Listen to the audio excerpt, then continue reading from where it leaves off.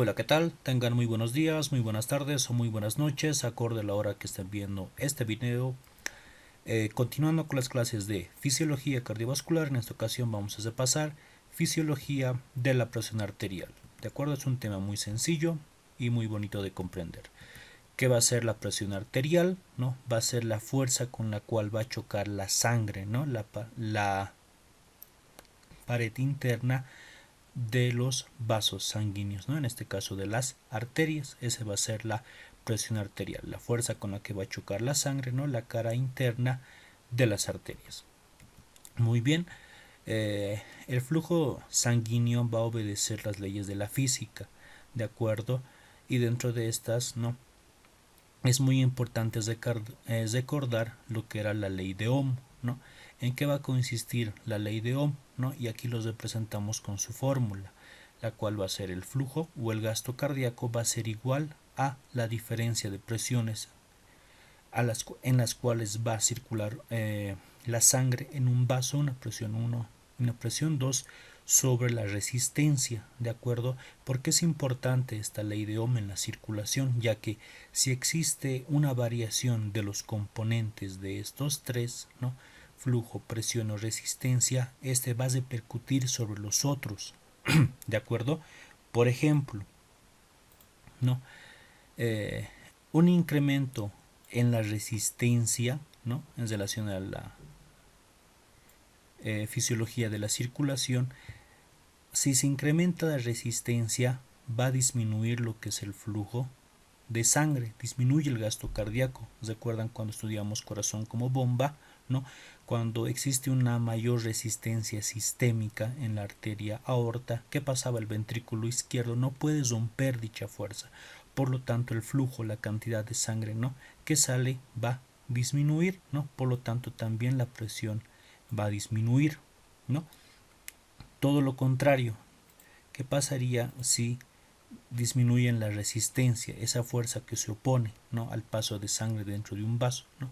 Se incrementa el flujo y se incrementa la presión, ¿de acuerdo? Entonces, por ejemplo, ese es uno de los ejemplos de la aplicación de la ley de Ohm, en este caso en relación, ¿no?, un poco a la presión arterial, aunque no se debe confundir con la velocidad con la cual circula la sangre, como lo vamos a ver en un minuto. Hay otras aplicaciones más de la ley de Ohm, ya que nos ayuda a comprender ciertas compensaciones del cuerpo, ¿no?, frente a ciertas patologías como en el shock, como en una insuficiencia cardíaca, de acuerdo, que lo vamos a repasar en el video pertinente de hemodinamia, ¿no?, desde el punto de vista fisiológico y patológico. Muy bien, entonces miren, de esta fórmula básica de la ley de Ohm, ¿no?, se puede sacar otras fórmulas en relación a la resistencia y en relación a la presión, ¿no? Presión es igual a flujo por resistencia. Ahora, les decía, miren, y una fórmula que ha derivado de la ley de Ohm, ¿no?, y no se debe confundir, ¿no?, cuando se la interpreta es la velocidad del flujo sanguíneo, ¿no?, que va a ser esta, pues la velocidad de la sangre, ¿no?, el desplazamiento de esta dentro de un vaso sanguíneo, ¿no? Y aquí está la fórmula, ¿no? Miren que se parece un poco a la ley de Ohm, pero no es igual. Tenemos a la velocidad, va a ser igual a la diferencia, la división de lo que es el flujo, el gasto cardíaco, ¿no?, dividido sobre la resistencia, ¿no?, que en este caso va a ser el diámetro, el área del vaso, ¿no? ¿De acuerdo? Y hay otra fórmula igual, ¿no? En este caso para sacar el flujo a partir de la velocidad por el área, ¿no?, en relación a la resistencia. Ahora, ¿cómo se debe interpretar esta otra fórmula? Ya, vamos a empezar con esto. Por ejemplo, aquí tenemos un vaso sanguíneo, ¿no? Y aquí tenemos, digamos, este va a ser con un diámetro normal, aquí con un diámetro reducido, ¿no? Y aquí con un diámetro incrementado, ¿de acuerdo? Si quieren, vamos a utilizar igual un poco la imaginación y un ejemplo un poco vulgar. Cuando ustedes agarran una manguera, ¿no?, una manguera larga, ¿no?, y ven que tiene poco chorro, ¿no?, la fuerza con la que sale es muy débil, no está ahí colgando el chorro. ¿Qué es lo que hacen? Presionan, ¿verdad?, con fuerza sobre la manguera y de esa forma que producen una disminución en su diámetro. ¿De acuerdo? Disminuyendo su diámetro, ¿qué es lo que van a hacer? Van a incrementar la resistencia, una fuerza ahí, ¿no? En este caso, en un vaso sucede algo similar. En una vasoconstricción hay un aumento de resistencia. ¿Y esto cómo va a influir sobre la velocidad del flujo sanguíneo? Pues a mayor resistencia se incrementa la velocidad. ¿De acuerdo?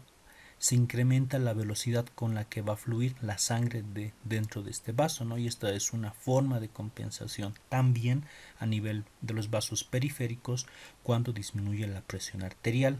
¿Listo? Entonces a mayor resistencia en la parte periférica, ¿no? Incrementa en este caso la velocidad del flujo sanguíneo, ¿no? La velocidad. Y todo lo contrario, ¿no? Digamos en un vaso agrandado, ¿no? Como al inicio de la manguera, ¿no? En un vaso agrandado, en una vasodilatación, ¿no? ¿Qué va a pasar con la velocidad del flujo sanguíneo? Pues la velocidad en este caso va a disminuir. ¿Listo? Entonces, por eso que en los vasos dilatados, ¿no? Secundarios a disminución de la velocidad del flujo sanguíneo, tiende a disminuir también la presión arterial, ¿no? ¿Listo? Muy bien, espero se haya entendido, ¿no? Cuando el área se incrementa en una vasodilatación, ¿no? La velocidad del flujo con la que está circulando se reduce. Lo contrario, ¿no? Lo contrario. A mayor velocidad, mayor flujo, ¿no? Cuando el diámetro se reduce. El flujo tiene directa relación con la velocidad con la que la sangre recorre los vasos. ¿Listo? Muy bien. Continuamos. Ahora vámonos a presión arterial. Ya hemos definido, ¿no? Es la fuerza que ejerce la sangre sobre el endotelio, ¿no? Sobre la cara interna de los vasos. La presión arterial va a reflejar la eyección rítmica del ventrículo izquierdo sobre la arteria aorta. Y si ustedes recordarán, ¿no? Este presenta dos componentes, un componente sistólico y un componente diastólico, en relación con la sístole y diástole ventricular, en este caso del ventrículo izquierdo, ¿no? El componente sistólico de la presión arterial va a ser dependiente de volumen. Esto es muy importante y no tienen que olvidarlo. Y el componente diastólico va a depender del calibre vascular, del diámetro del vaso, de la resistencia, si ustedes quieren. ¿De acuerdo? Listo. Por lo tanto, un aumento de volumen, ¿no? En relación al componente sistólico, ¿qué va a hacer? Va a aumentar la presión arterial sistólica, ¿no? Un aumento en la resistencia vascular sistémica, ¿qué va a producir, ¿no? Ya que el componente diastólico es dependiente de ese corazón va a intentar, ¿no? Trabajar con más fuerza para poder vencer esa resistencia, y a la larga, ¿qué va a producir? Una hipertrofia ventricular, ¿no? Del ventrículo izquierdo. Lo mismo puede pasar en el lado derecho, ¿no? Ya que esa masa muscular está empezando a ejercitarse más, ¿no? Para poder vencer una resistencia. Y estos son conceptos claves, básicos pero claves, ¿no? Por ejemplo, en pacientes que presentan hipertensión arterial sistólica, ¿no? Conociendo estas bases fisiológicas, ¿qué se puede utilizar en ellos? Pues drogas que disminuyan el volumen arterial circulante efectivo, ¿no? Que disminuyan la presión arterial sistólica. Ejemplo, algunos diuréticos como la furosemida, otros el manitol, ¿no? Presión arterial distol, hipertensión arterial diastólica, ¿no? En estos pacientes que presentan hipertensión arterial diastólica, ¿qué se les puede dar?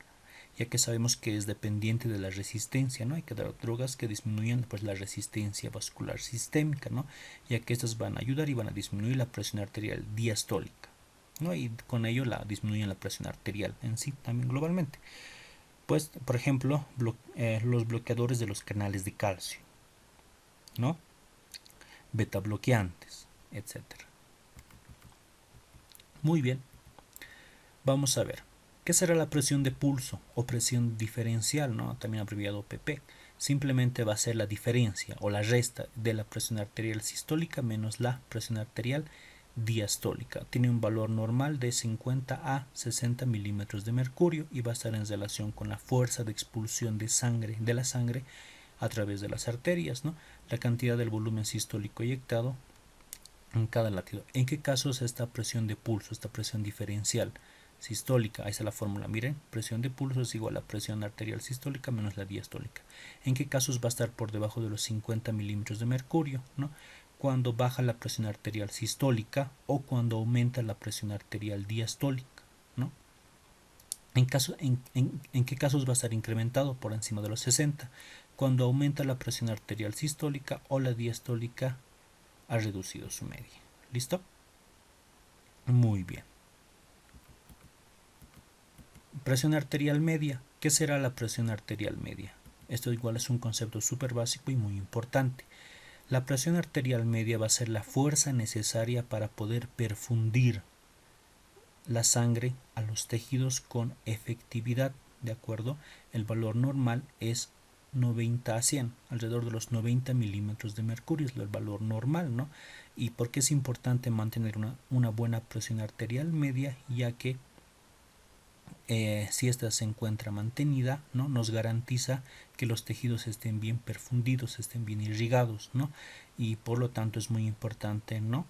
Y puede ser, sí, pregunta, ¿no? De ciencias básicas que saquen, ¿no? O cuál es el valor normal o la importancia de esta presión arterial media. Hay una de las fórmulas, miren, presión arterial media es igual a la presión arterial diastólica más la presión de pulso dividido entre 3. Es una, ¿de acuerdo? Y aquí les voy a mostrar otras más, ¿no?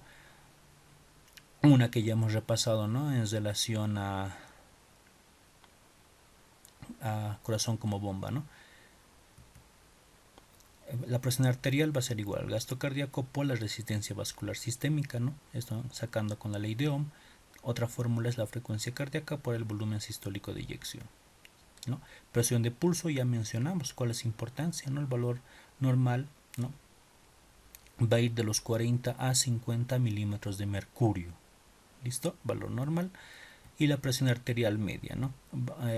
Que nos ayuda a que exista una adecuada perfusión tisular, ¿verdad?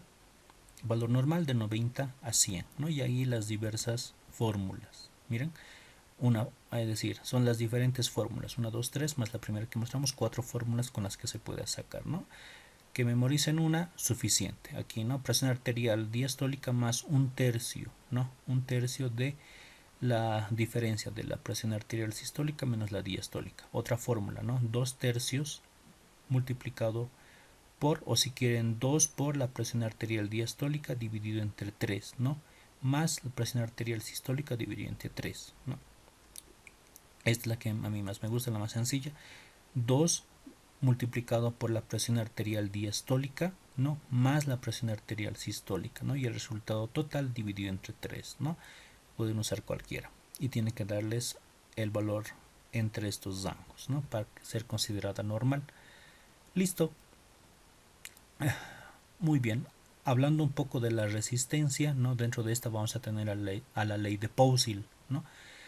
¿Qué va a ser la resistencia? Van a ser las fuerzas que se van a oponer al flujo de sangre, ¿no? Dentro de los vasos.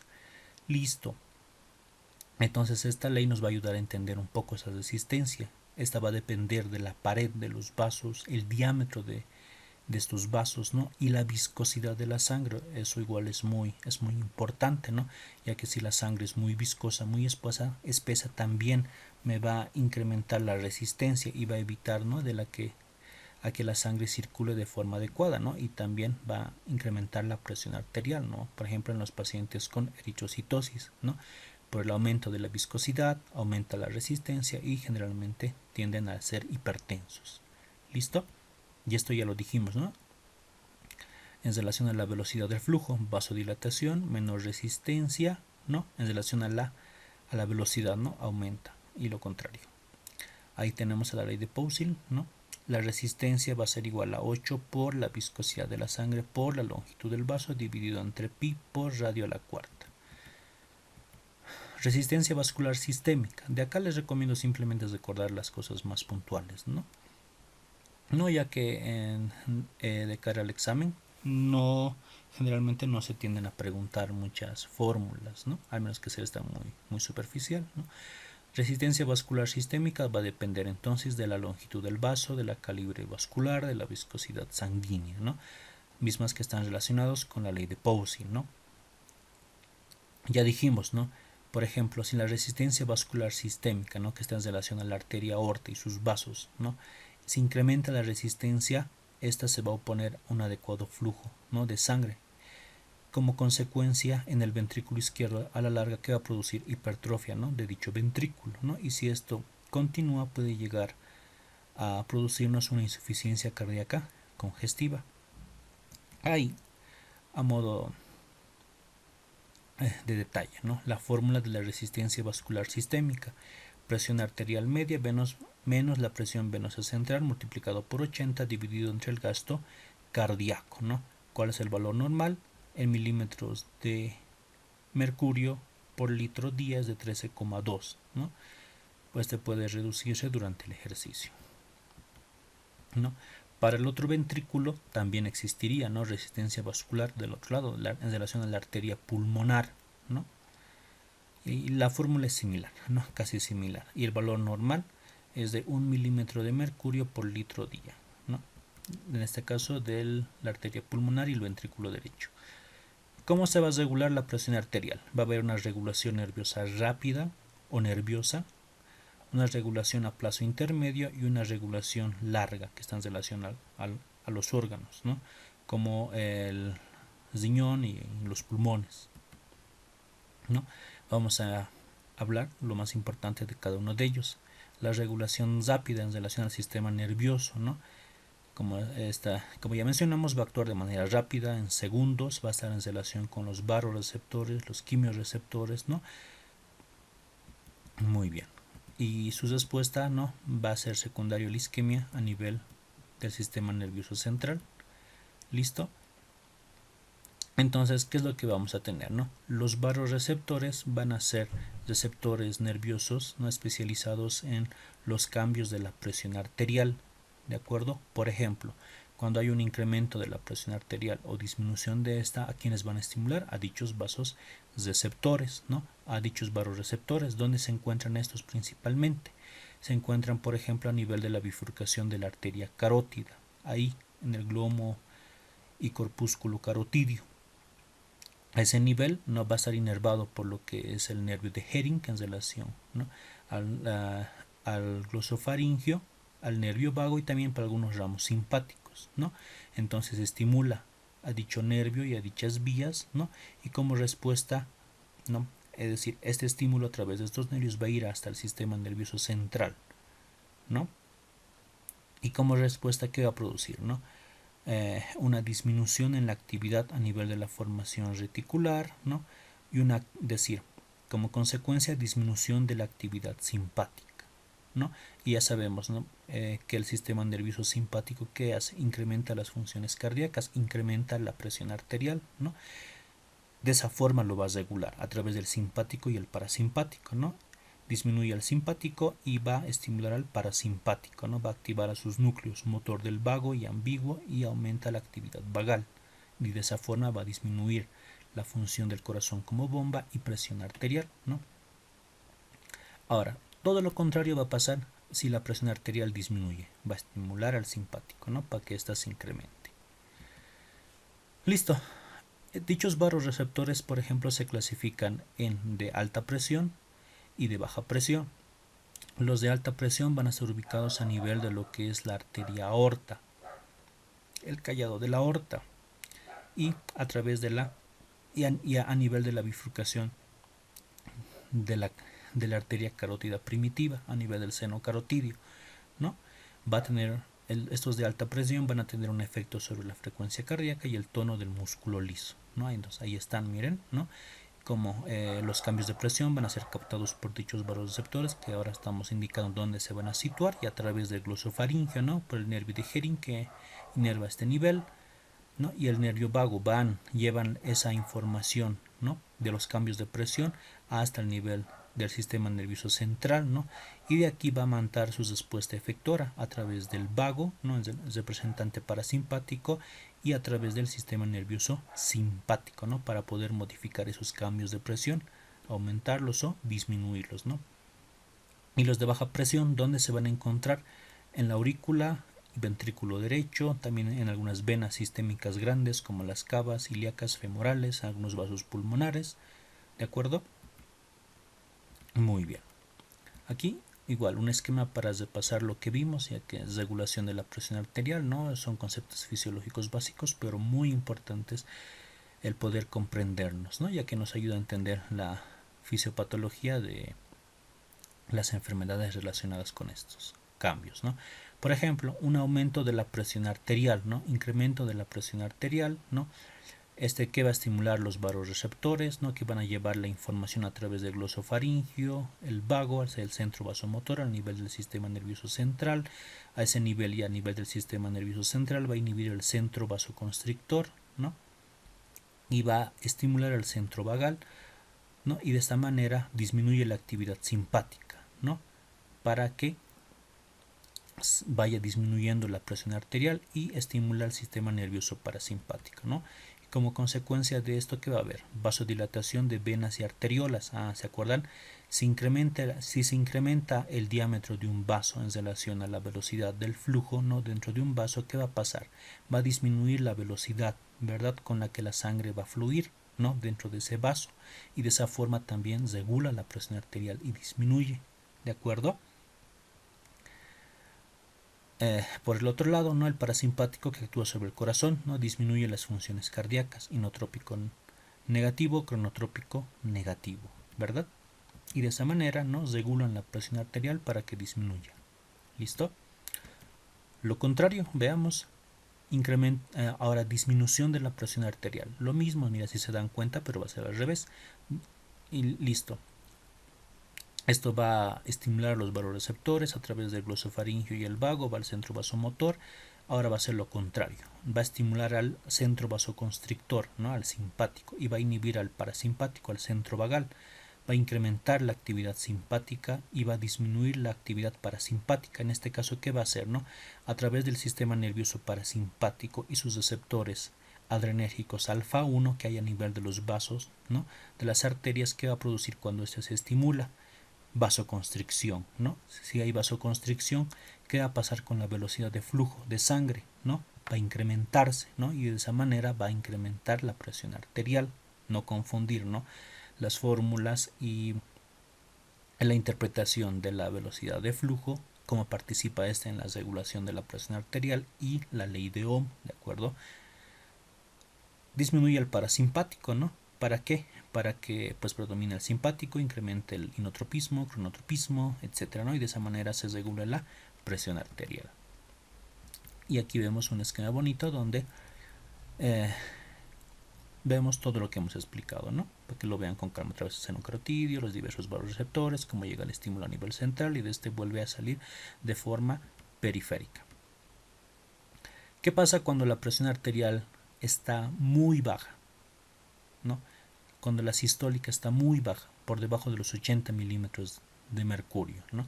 En este caso ya participan los quimiorreceptores, ¿no? Los quimiorreceptores, ¿qué es lo que van a captar? La concentración de oxígeno, de CO2 e hidrogeniones, ¿de acuerdo? Si la presión arterial está muy baja, ¿qué va a pasar? Va a haber una disminución de la disponibilidad de oxígeno. ¿Listo? Va a haber menos oxígeno circulando, ¿no? Va a haber retención de CO2, se va a incrementar la presión de CO2, y también los hidrogeniones van a incrementarse, ¿no? Dichos cambios van a estimular ahora a los quimiorreceptores, ¿de acuerdo? Y otra vez, a través del glosofaringio y del vago, va a ir a estimular al centro vasomotor, ¿no? Va a estimular al centro vasoconstrictor, ¿no? Va a aumentar la actividad simpática y va a hacer lo mismo que ya dijimos, ¿no? Aumenta la vasoconstricción periférica, de esa manera incrementa la velocidad de flujo de sangre, de esa manera va a incrementar la presión arterial, va a incrementar, ¿no?, el simpático a través de los receptores adrenérgicos beta 1, va a incrementar, ¿no?, la actividad cardíaca. También, miren, va a ir a estimular a la médula suprarrenal, que dijimos que la médula suprarrenal, ¿no?, en otra videoclase, que forma parte del sistema nervioso simpático. Este va a liberar más catecolaminas, ¿no?, que ya sabemos que dichas catecolaminas son los neurotransmisores del simpático, ¿no?, y todos estos que van a producir incremento de la presión arterial. ¿Listo? Súper sencillo, ¿verdad? Y en este gráfico, ¿no?, donde está Homero, vemos lo mismo, ¿no? ¿Qué pasa cuando está la presión arterial muy baja? Miren, por debajo de los 60, ¿no? Disminuye el flujo sanguíneo ya a nivel del centro vasomotor, a nivel central. Miren, va a haber un incremento del CO2, va a haber un incremento del ácido láctico. En este caso, Se va a producir algo similar, pero de forma más intensa. Va a haber una excitación intensa del centro vasoconstrictor, incrementando la actividad simpática, ¿no? Y haciendo lo que ya hemos mencionado, ¿no? Vasoconstricción, aumento de la actividad cardíaca, estimulación de la médula suprarrenal, y de esa forma me va a regular la presión arterial. Súper sencillo entonces, ¿no? La regulación rápida. Pasamos al 2, sistema de regulación de acción intermedia. Minutos, esta va a durar minutos, la anterior segundos, ¿no? Esta, por ejemplo, se basa en relación con la vasoconstricción de los vasos, ¿no? Y de esa manera que me va a alterar la velocidad de flujo y de esa manera la presión arterial, en este caso mediado por el sistema renina-angiotensina, ¿de acuerdo? Este sistema renina-angiotensina participa tanto en la regulación intermedia como a largo plazo, ¿no? Lo vamos a ver con calma, es muy importante, tal vez lo más importante dentro de la regulación, ¿no? Junto con la nerviosa. Relajación de los vasos, inducida por el estrés, movimientos de los líquidos a través de las paredes capilares, ¿no? Y de algunos vasoconstrictores, ¿no? Como la noradrenalina, adrenalina, vasopresina, ¿de acuerdo? Y el mecanismo a largo plazo, que dura horas y días. Este ya está dado por órganos como el riñón, los pulmón, ¿no? También el sistema renina-angiotensina-aldosterona, ¿no? El sistema renal, ¿no? Y de los líquidos corporales. Listo, vamos a este. Sistema renina-angiotensina-aldosterona. Listo. ¿Qué pasa si disminuye la presión arterial? ¿Cómo me lo va a regular este sistema? Si disminuye la presión arterial, va a disminuir el flujo sanguíneo que va a pasar por las arterias renales. Disminuye el flujo sanguíneo. Por lo tanto, no va el filtrado glomerular también va a disminuir, ¿de acuerdo? Cuando estudiemos fisiología renal vamos a ver a más detalle, ¿no? Pero hay puntos clave que tienes que recordar. Por ejemplo, aquí a este nivel de los riñones hay dos estructuras muy importantes, el aparato yuxtaglomerular y la mácula densa, ¿de acuerdo? Por ejemplo, la mácula densa, cuando disminuye la presión arterial, disminuye el filtrado glomerular, ¿no? Etcétera, llega menos sodio a la mácula densa y lo capta, ¿no? Lo capta, ¿no? Y entonces dice hay un descenso de la presión arterial, este riñón está empezando a funcionar mal, por lo tanto este estimula al aparato yuxtaglomerular para que este libere la renina, ¿de acuerdo? Esta hormona, ¿qué va a hacer? Va a ir al hígado, ¿no? Va a ir al hígado, en el hígado se va a producir una proteína, el angiotensinógeno, ¿de acuerdo? El angiotensinógeno, gracias a la renina, ¿no? Que le va a ayudar a que se convierta en la angiotensina del tipo 1. ¿Listo? Ahora, esta angiotensina del tipo 1, ¿no? Que se ha convertido a partir del angiotensinógeno gracias a la renina liberada por el aparato yuxtaglomerular, ¿no? Va a ir a los pulmones y a este nivel, a nivel pulmonar, hay otra enzima que es la enzima convertidora de angiotensina, la ECA, ¿no? Y va a hacer que la angiotensina del tipo 1 pase y se convierta en angiotensina del tipo 2. ¿De acuerdo? Esta tiene varias funciones que la vamos a ver en la parte renal. Va a ir al hipotálamo, va a ir a estimular la hormona antidiurética, etcétera, ¿no? Depende cómo se la está estimulando, ¿no? Va a ir, miran, a las glándulas suprarrenales, ¿no? Aquí específicamente en la corteza de las glándulas adrenales va a estimular a que se sinteticen mineralocorticoides, especialmente la aldosterona. Estamos jugando con disminución de la presión arterial, ¿no? ¿Qué va a hacer la aldosterona? La aldosterona va a volver a los riñoncitos, va a ir específicamente a una porción de lo que es la nefrona, que son los túbulos distales, ¿no? Y ahí que va, y los túbulos colectores, y ahí qué función va a cumplir, va a absorber sodio, ¿de acuerdo? Y eliminar potasio. Se absorbe sodio, ¿no? Y detrás del sodio, ¿quién siempre está? ¿No? Si recordamos algo de balance hidrosalino, detrás del sodio, ¿no? Y cualquier molécula osmóticamente activa, siempre detrás de estas está el agua, entonces se absorbe sodio y junto con eso se absorbe agua, ¿no? ¿Y con qué objetivo? Pues para aumentar la volemia, la cantidad de líquido, ¿no? De sangre circulante dentro del vaso, y de esa forma, ¿qué va a hacer? Va a incrementar la presión arterial y me la va a regular, ¿no? Por un lado. La angiotensina del tipo 2 también va a ir de forma directa, a estimular de forma directa a lo que es el vaso sanguíneo, ¿no? Y me produce vasoconstricción. Y ya hemos pasado harto, ¿no? En relación a la velocidad de flujo de sangre, vasoconstricción, aumenta la resistencia, incrementa la velocidad del flujo, y esta es una forma de regular y también aumentar la presión arterial. También estimula el hipotálamo, al centro de la sed, estimula por ejemplo a la hormona antidiurética, que también ayuda a retener agua, ¿no? Que no está en el esquema, pero también es importante en esa regulación. ¿De acuerdo? Listo, entonces esto que explicamos es muy simple y es muy importante, ¿no? Cuando este sistema renina-angiotensina-aldosterona anda descontrolado, ¿no? Que me puede producir también hipertensión arterial y llevarme al otro extremo, ¿no? Y dónde se puede actuar, ¿no? Uno de los fármacos son los inhibidores de la YECA, ¿no? Listo. Miren, por ejemplo, tenemos el angiotensinógeno, gracias a la renina pasa angiotensina del tipo 1, gracias a la ECA pasa angiotensina del tipo 2, ¿no? Y hay varios tipos de angiotensina del tipo 2. Miren, hay tipo 1, tipo 2. Miren, a modo de detalle, ya que esto va a ayudarles a comprender algo de la fisiopatología cuando estudien presión arterial, ¿no? Receptores de angiotensina no solamente hay en el riñón, hay en la glándula suprarrenal, como ya lo vimos, también hay en el corazón, en los vasos sanguíneos y en el cerebro. ¿Listo? Entonces eso es muy importante. A nivel riñón, ¿no? Favorece la retención de sodio, pero miren, se relaciona con la fibrosis. A nivel de la glándula suprarrenal, ya sabemos que ayuda a la liberación de aldosterona en el corazón. Es sinotrópico positivo, cronotrópico positivo, pero no cuando en relación a las patologías, miren, también se relaciona con fibrosis, ¿no? A dicho nivel, también está en relación con la hipertrofia, ¿no? En los vasos sanguíneos lo mismo, miren. Y a nivel del sistema nervioso, ¿no? Que lo vamos a averiguar en la parte renal, está en relación con el centro de la sed, la regulación, ¿no? Del apetito por la sal, activación simpática, liberación de ADH.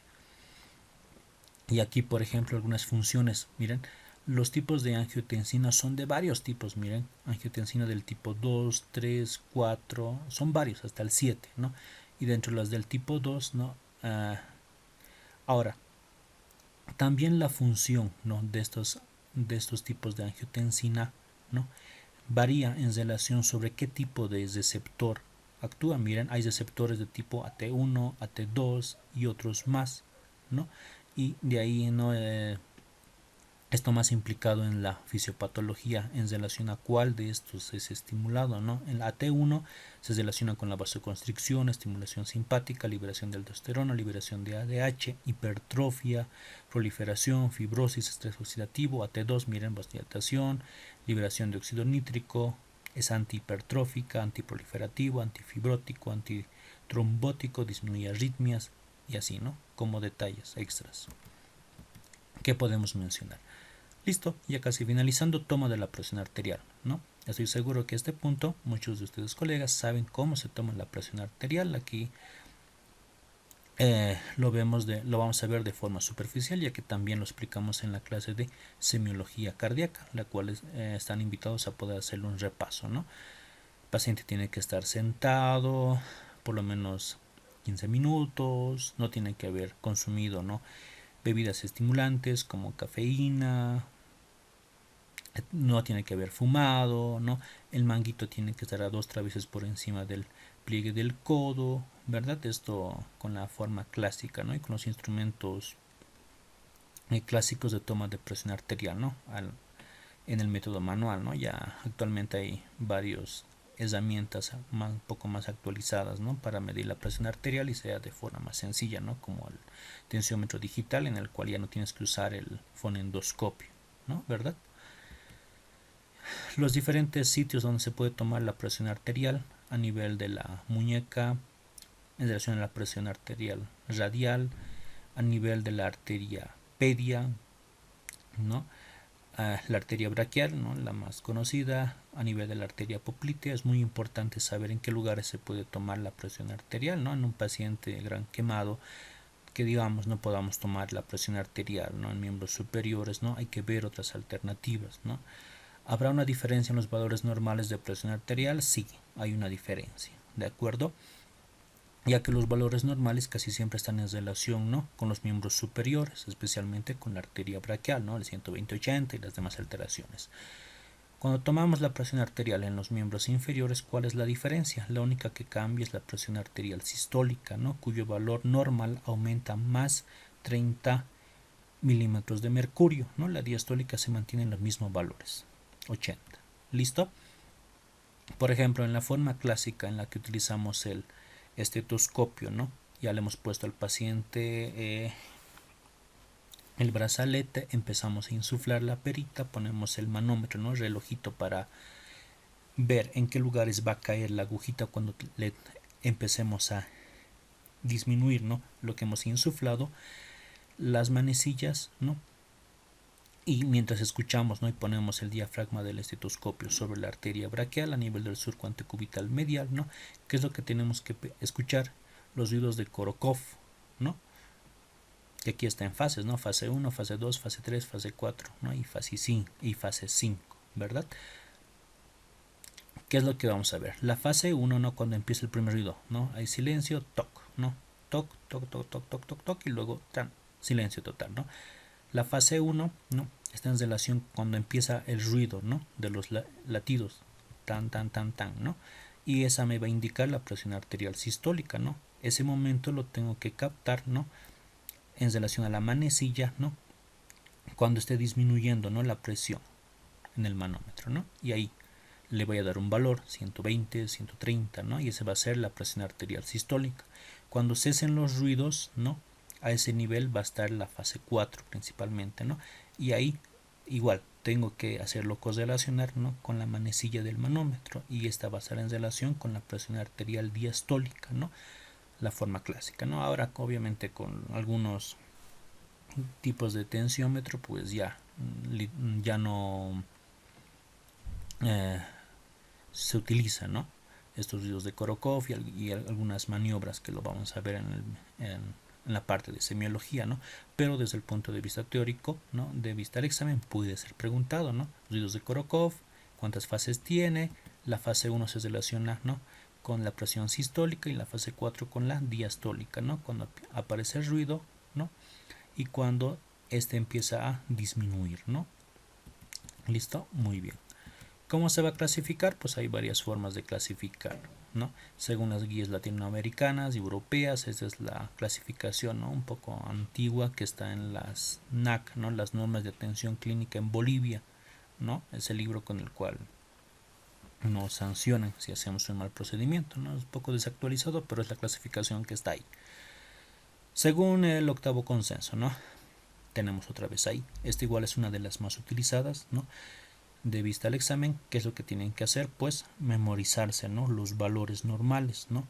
Normal, menor a 120, menor a 80, cuando se denomina prehipertensión, 120 a 139 la sistólica, la diastólica de 80 a 89, hipertensión grado 1, 140 a 159 la sistólica, la diastólica de 90 a 99, hipertensión grado 2 cuando la sistólica está mayor a 160 y la diastólica mayor o igual a 100, ¿no?, y cuando es aislada.